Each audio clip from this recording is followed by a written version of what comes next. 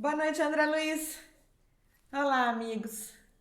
Feliz e grata de retornar a casa mais uma vez, pelas vias da internet que seja, mas retornar a esse espaço abençoado, que é o espaço de reflexões do Centro Espírita André Luiz, a casa pela qual tenho um profundo carinho, onde passei a mocidade, fui participante ativa na MEAL, Mocidade Espírita André Luiz, e guardo sempre memórias ternas dos anos que vivi no Centro Espírita André Luiz, aí no Guará. O tema que nos traz à casa hoje, definido pela coordenação das palestras, é a riqueza real. E baseamos-nos, pessoal, aqui no nosso Evangelho segundo o Espiritismo, lá no capítulo 16, né? Não se pode servir a Deus e a Mamon, no tópico que é uma instrução dos espíritos, a verdadeira propriedade. Então, no item 9, que é uma dissertação do Espírito Pascal. Nesse tópico, Pascal nos traz, né, na codificação kardeciana, uma reflexão sobre o que é a nossa riqueza real. O que nós temos de propriedade real nossa? Essa reflexão, pessoal, é particularmente importante porque vivemos num mundo onde graça é o materialismo. E muitas vezes corremos o risco de nos perder nas buscas materiais, né? A matéria nos arrasta, já nos falam os espíritos, né? E a gente tem que ter bastante cuidado quando estivermos aqui falando só para os encarnados imersos na matéria densa. Porque a busca do pão do corpo cotidiano, a busca de cumprir as obrigações terrenas, ela é intensa e ela é legítima e tem que ser feita. O que a gente não pode e não deve é incorrer no erro no qual, como espíritos que já vivemos várias romagens encarnatórias na Terra, já incorremos em outras vidas, que é inverter, subverter a ordem das prioridades na nossa vida, né? É importante a gente não esquecer, quando refletimos sobre o tema, o Pascal nos fala aqui, na lição, que a gente não se perca que espíritos é o que somos, que podemos estar em quaisquer locos da Terra, resolvendo questões da Terra, né? Podemos estar atentos aos cenários terrenos e preocupados até, né? Dependendo dos desafios que a vida nos traga, com questões do dia a dia. Mas a gente não pode se esquecer que nós somos espíritos e que, portanto, o que é que tem valor real? O que é a riqueza real para a gente na Terra? É aquilo que Jesus já nos ensinou há 2000 anos, mas que nós somos alunos atrasados, dificultosos na lição para a apreensão dela. Então, a gente se esqueceu. Por isso que veio o Consolador, consoante promessa do próprio Cristo para a gente, em 1857. O Consolador, o Espírito de verdade nos vem por meio da codificação kardeciana. O Consolador é o Espiritismo, esse presente prometido por Jesus. O que Jesus nos falou que os Espíritos agora nos lembram por meio da codificação? Que só nos pertence, e então a gente deve colocar o nosso coração para pulsar no locus onde há aquilo que o ladrão não rouba e que a traça não corrói, né? E diga-me, onde bate seu coração? Pelo que bate o seu coração, melhor dizendo? Esse aí é o seu tesouro. Preste atenção. Se nós não estamos tornando como tesouros para nós que somos espíritos coisas materiais, como se fossem bolhas de sabão que se desfazem no vento, no tempo, no ar. Se a gente não está ainda, né, após tantas vidas na Terra, correndo atrás de quimeras, né, nos esfalfando, nos desgastando o veículo carnal com queixúnculas absolutamente desimportantes. Não confundir o desapego aos bens terrenos que são passadiços, que evaporam nas nossas mãos. Pascal até alerta aqui que por mais que a gente tente fazer riqueza, passar riqueza para herdeiros, isso tudo se desvanece muitas vezes ainda na própria vida, aos nossos próprios olhos. Então, por mais que a gente esteja atento a essas questões, porque Marcos Evangelista nos fala lá no Evangelho para a gente ficar atentos, que nós temos que dar conta da nossa administração. Ou seja, cuidar daquilo que é recurso material à nossa volta, ter o cuidado, isso é uma atenção legítima e adequada. Mas não se esqueça de quem você é. Não se perca de você. Veja, pessoal, a gente já se perdeu da gente muitas vezes, em muitas vidas, tá? Fomos atrás de coisas que passam, da riqueza da terra, dos títulos terrenos que evaporam. O que significa um título terreno quando você desencarna? Nada. O que é que vai com você? Pascal alerta aqui na lição. Aquilo que lhe pertence. E quando você voltar, vai continuar com você. Então, essa explicação ela é fundante para nós, né, espiritistas que já compreendemos o Evangelho do Senhor com as luzes, né, de um tempo novo. E para todas as pessoas que se abrem para compreender a lição do Mestre, porque eles já ensinaram que a gente só deve colocar o nosso coração para pulsar naquilo que o ladrão não rouba. Entenderam? Então, agora que as luzes e bênçãos do Evangelho nos abençoam a vida, clarificando a nossa estrada, o nosso entendimento, não vamos mais colocar o nosso coração naquilo que já nos perdeu em outras vidas, tá bom? Podemos dar conta da nossa administração, aliás, devemos. Não cuidar da nossa vida, das contas que temos que honrar, do trabalho valoroso que nos garante o pão de cada dia. Isso seria colocarmos, a não ser nas condições em que a pessoa realmente não tem condições. Na situação em que a pessoa realmente não tem condições, né, gente? Mas quando temos condições de ir ao trabalho, de honrar os nossos compromissos, de administrar a nossa vida, de dar conta dessa administração da nossa vida, se a gente não faz isso, se a gente se queda em leniência, significa a gente colocar uma responsabilidade nas costas de outrem. Não façamos isso. Assumamos, peguemos pela mão, assim, aquilo que é a nossa responsabilidade e vamos fazer, mas sem nos confundir. Sem confundir a coisa com a pessoa, tá? Um dos grandes problemas da Terra nesse momento, André Luiz, é que a grande parte da humanidade tem confundido o ter em detrimento do ser. Valoriza a pessoa pelo que ela tem, pelo que ela apresenta, pelo que ela temporariamente dispõe, não pelo que ela é. Não vamos mais incorrer nesse risco, tá bom? A nossa verdadeira riqueza é aquilo que é argamassado, portas adentro do nosso coração. Que cultivamos em nós e que possa pertencer a nós mesmos como patrimônio do nosso espírito. Tá bom? Quando a gente deixar aqui o escafandro físico para as forças da matéria, para que a natureza revolva e transforme a nossa estrutura densa, o nosso corpo, já aprendemos com Lavoisier na antiguidade que na natureza nada se perde, nada se cria, tudo se transforma. Um dia nós, que espíritos somos, deixaremos essa matéria física. O que levarmos conosco, eis a verdadeira riqueza, eis a verdadeira propriedade. Foquemos nisso, em construir como diz Emmanuel lá no Consolador, as duas asas que nos permitirão, André Luiz, o voo libertador do espírito, o construto da sabedoria, que é a intelectualidade aplicada, porque também não basta só saber, nos diz Emmanuel, é preciso fazer. Porque quando a gente faz aquilo que a gente diz saber, a gente constrói sabedoria nos nossos construtos, né? O conhecimento aplicado, vivido diuturnamente, ele nos traz sabedoria. Dediquemos a construir essa asa e a outra, é do amor, da amorosidade. Esse sim, o patrimônio real, a riqueza real que a gente vai construindo em nós, né? E que a gente pode doar para o mundo precisa tanto, tá?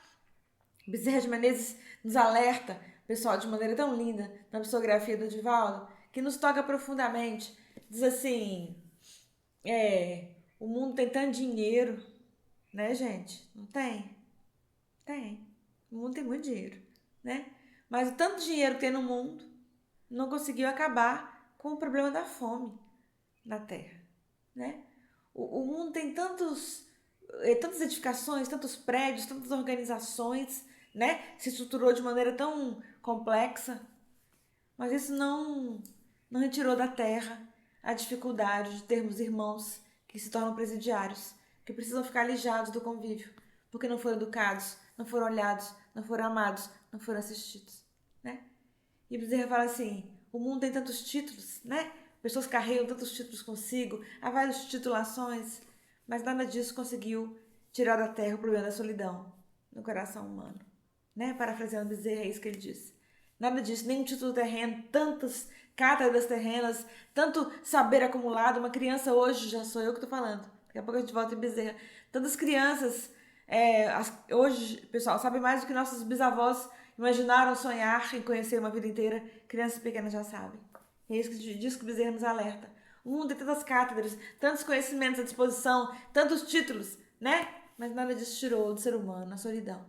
Aquela sensação de estar só no meio da multidão. A solitude. Que não é um momento de pausa do espírito, mas aquele instante em que ele busca alguém e busca um amigo. Por quê? Porque não falta diz Bezerra, no mundo? Dinheiro. Não faltam organizações materiais na Terra. Não falta instrução na Terra, falta na Terra amor. Pensemos nisso, naquilo que a gente está trazendo para nós como verdadeira riqueza. Vamos em busca do conhecimento. Olha que o conhecimento nos liberta, né? Jesus nos alertava: conhecereis a verdade. Vai em busca do conhecimento. A verdade vos torna livres. Porque quanto mais sabemos, mais temos condições de decidir, de escolher para o melhor, para aquilo que é bom. Então vamos em busca do conhecimento. Mas não para a gente virar, viu, André Luiz? Estantes ambulantes. Para a gente ser aqueles que só sabem e não transformam o saber em nenhum fazer. Na pedagogia atual, virtuosa, chamada Pedagogia das Virtudes pela Unicef, o melhor saber é aquele que transforma no melhor fazer no ser. Entenderam? Porque o melhor fazer nos faz ser um ser humano melhor. Então vamos em busca do saber, das respostas, do conhecimento, da intelectualidade que nos seja possível para fazermos melhor na Terra. Para construirmos uma Terra melhor, a Terra que queremos. E nisso, pessoal, vamos precisar de todo mundo, como diz Beto Guedes. Que 1 mais 1 será sempre mais que 2.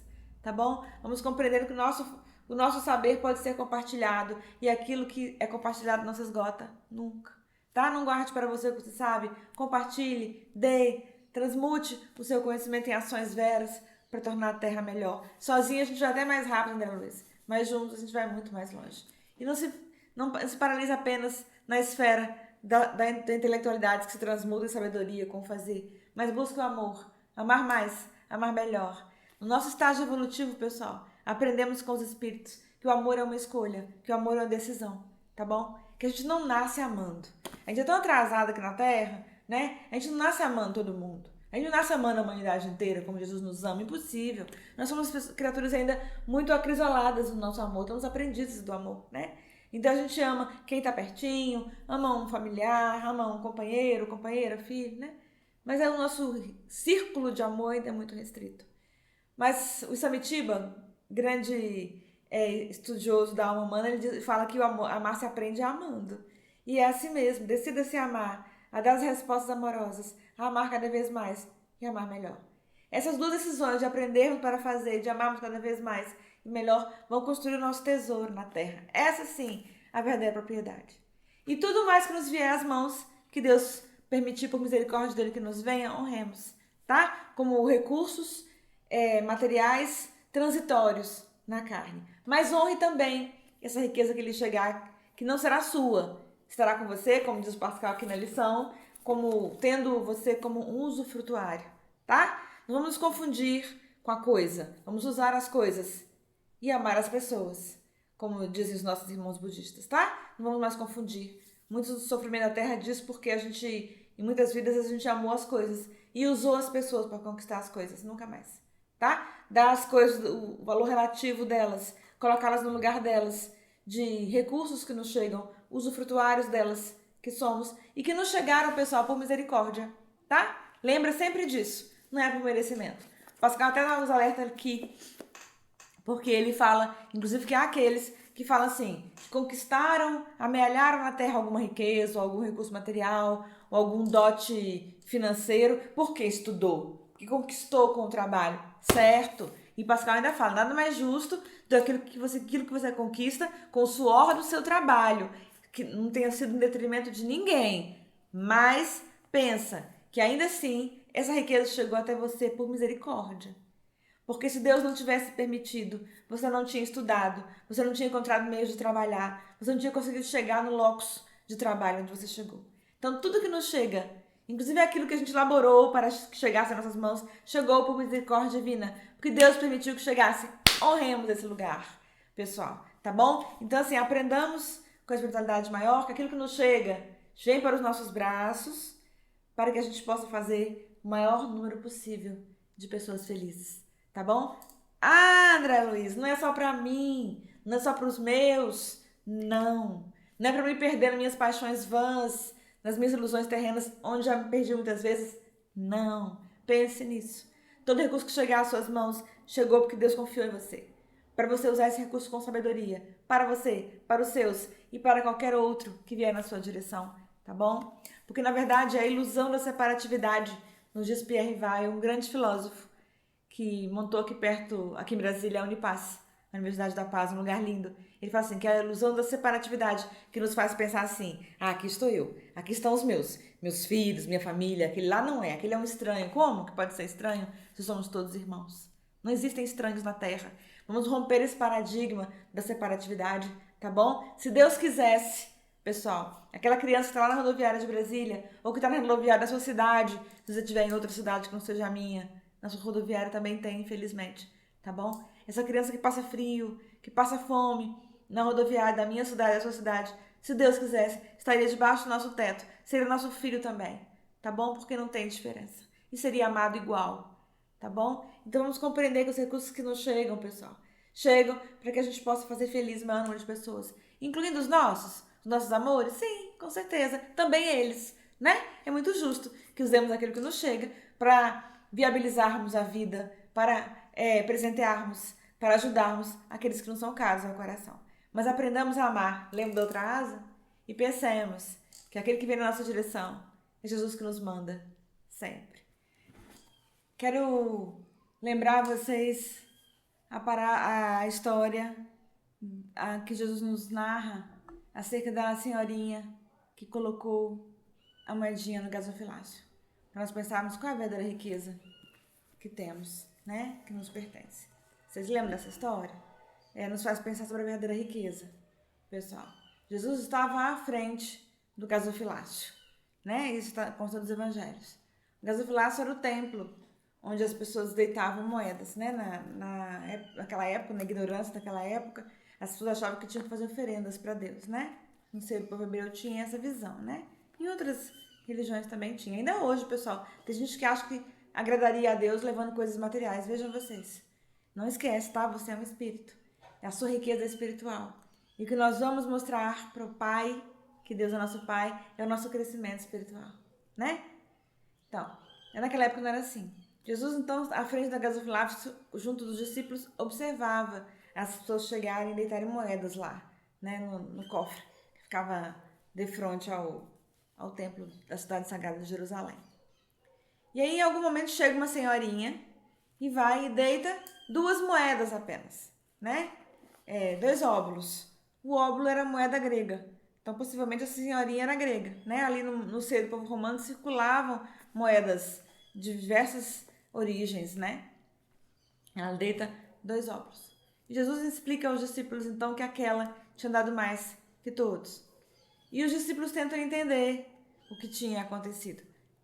Uma pausa na história. Por que é importante a gente falar o óbolo da viúva, né? Jesus possivelmente contou para os discípulos que ela era uma viuvinha, né? Porque Jesus nos conhece. Conhece a minha história, conhece a sua. O pastor, que é ele, o divino pastor, como ele mesmo se autodenomina, reconhece suas ovelhas.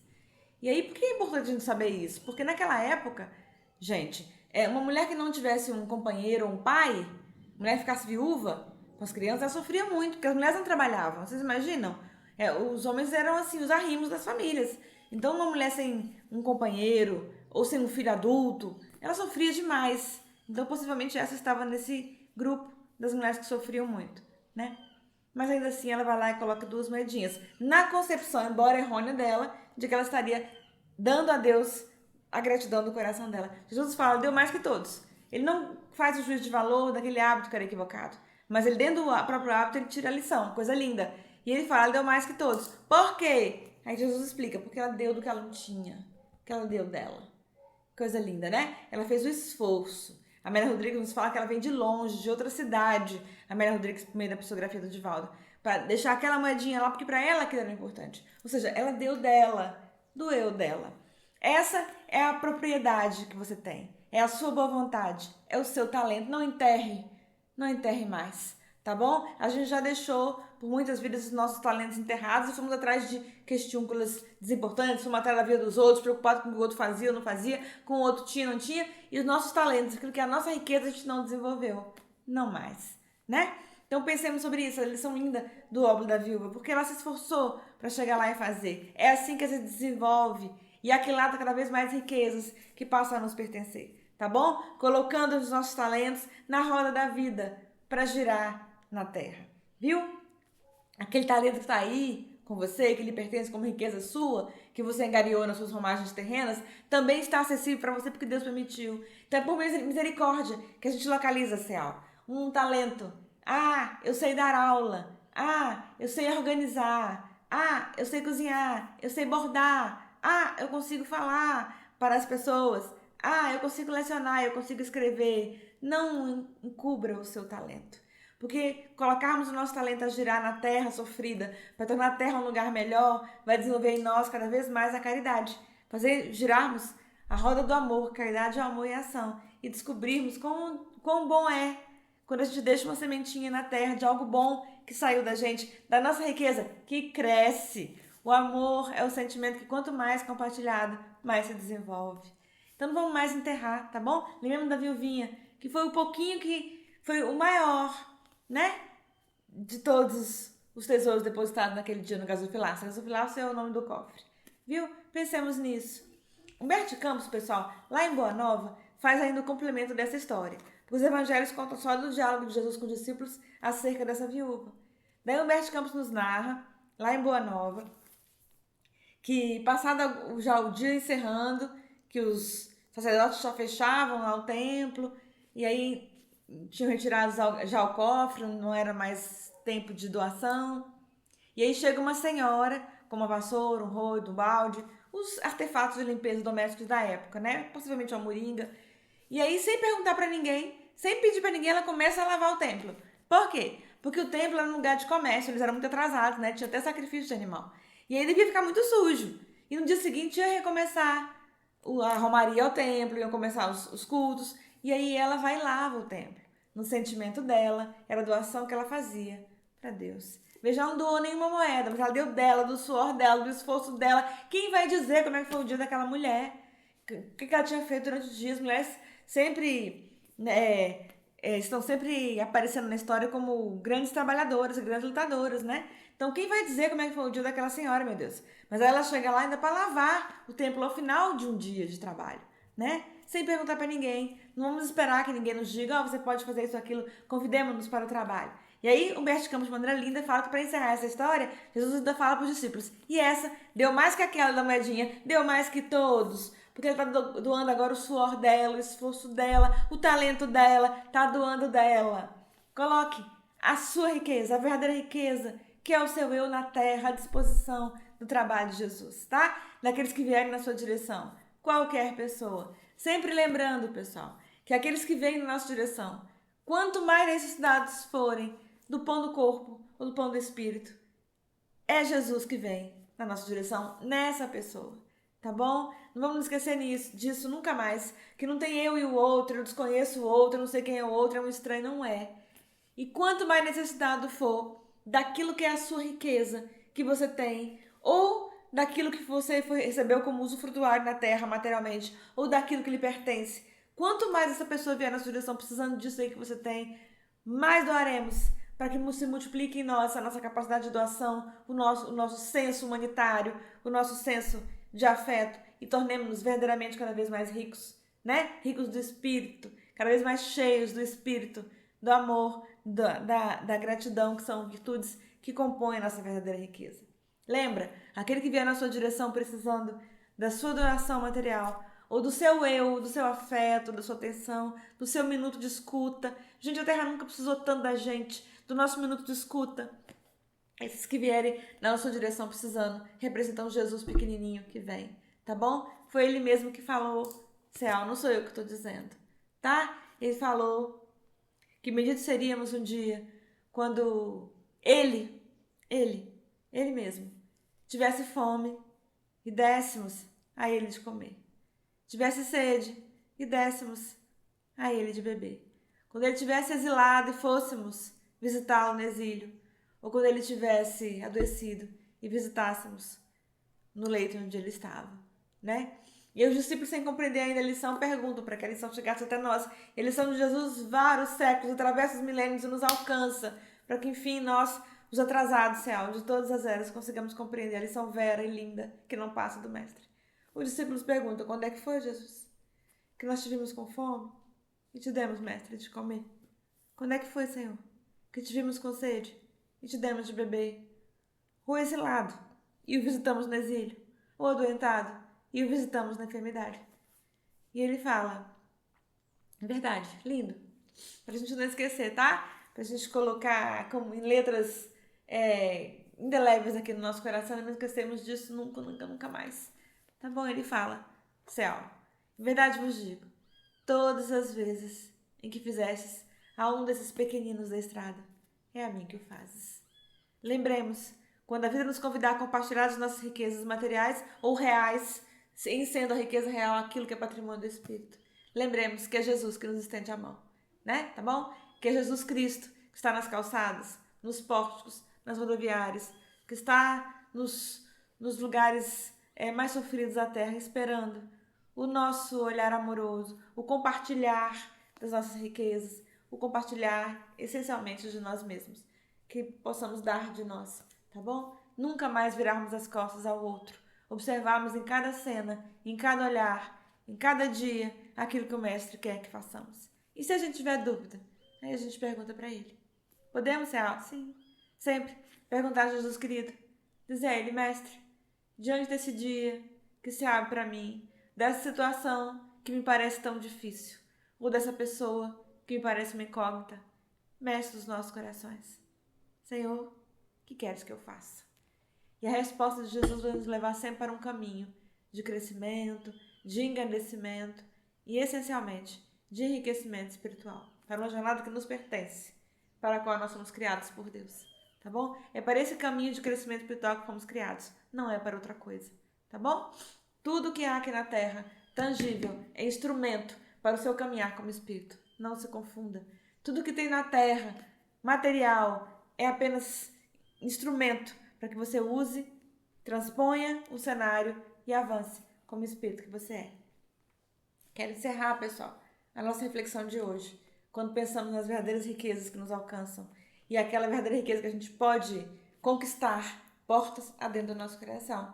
Quero rememorar o moço rico, episódio que consta dos evangelhos e que é sublimamente narrado por nós, também por Humberto Campos, lá em Boa Nova. Conta-nos o irmão X, codinome de Humberto Campos, né? O irmão X é o codinome que o Humberto Campos assumiu, para não ter problemas de direitos autorais com a família que ficara encarnada quando ele desencarnou, né? Conta-nos Humberto Campos que Jesus, após pregar naquele dia, é questionado então por um jovem, o moço rico. O moço rico aproxima-se de Jesus e fala, mestre, o que devo fazer para ganhar o reino dos céus? O moço era bom, Humberto Campos nos conta. E era um moço rico.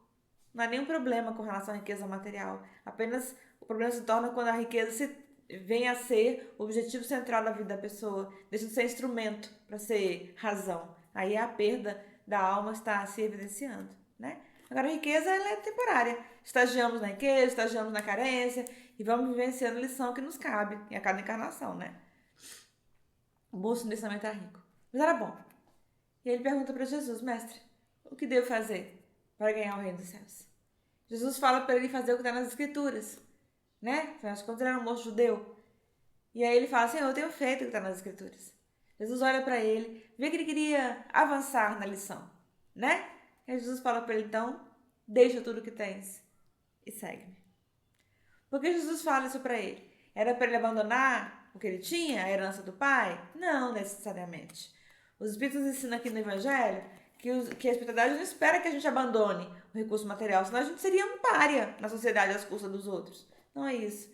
Deixar tudo que tens é desapegar-se de tudo.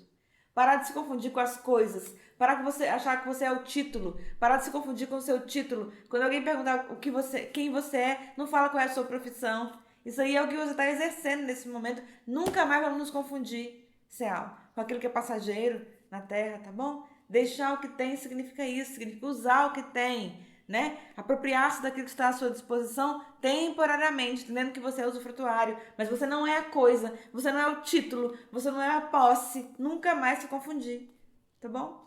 Jesus fala para ele, então deixa tudo que tens, filho, e segue-me. Humberto Campos fala que o jovem pensa na herança do pai, na vida que ele tinha que administrar, nas coisas que ele tinha, nas posses, no que viria e não consegue. E abaixa a cabeça e parte. E Humberto Campos descreve o olhar melancólico Jesus olhando para o jovem, até que ele vai embora e cruze o monte que havia lá perto. O olhar melancólico de Jesus para esse jovem é o olhar melancólico para todos nós e muitas vidas do Mestre para nós, quando nos confundimos com as riquezas da terra. Nós não somos matéria, nós somos espírito. E precisamos nos lembrar disso, que todos os dias o Mestre também nos convida a deixarmos tudo o que temos e segui-lo, né? Humberto Campos nos narra, ainda em Boa Nova, que esse jovem, alguns dias depois, veio a desencarnar numa disputa de biga, que era aquele carro, né, que tinha na época do tempo romano. Nós não sabemos quando voltaremos para casa. Graças a Deus a gente já aprendeu com os espíritos. Se há algo que morrer, é voltar para casa. A gente não sabe quando a gente vai voltar, mas a gente sabe, tem uma certeza que voltaremos um dia e que levaremos conosco a riqueza que tiver em nosso coração. Que dia bonito vai ser esse? Quando a gente voltar de maneira diferente, nos convida Pascal aqui na obra, a voltar no nosso Evangelho segundo o Espiritismo, a voltarmos ricos em valores perenes, em valores não perecíveis, valores que passam a nos pertencer. Esse dia vai ser bonito, enfim, porque em vidas que se passaram não foi, agora será, em nome de Jesus. Que o Mestre dos Mestres, nosso Senhor Jesus Cristo, nos ajude, Senhor, cada dia mais, a deixarmos as coisas do mundo, deixarmos aquilo que não comporta mais ocupar espaço do nosso coração e seguirmos os passos dele, caminharmos com ele, irmos com ele hoje, também amanhã e sempre. Obrigada, pessoal.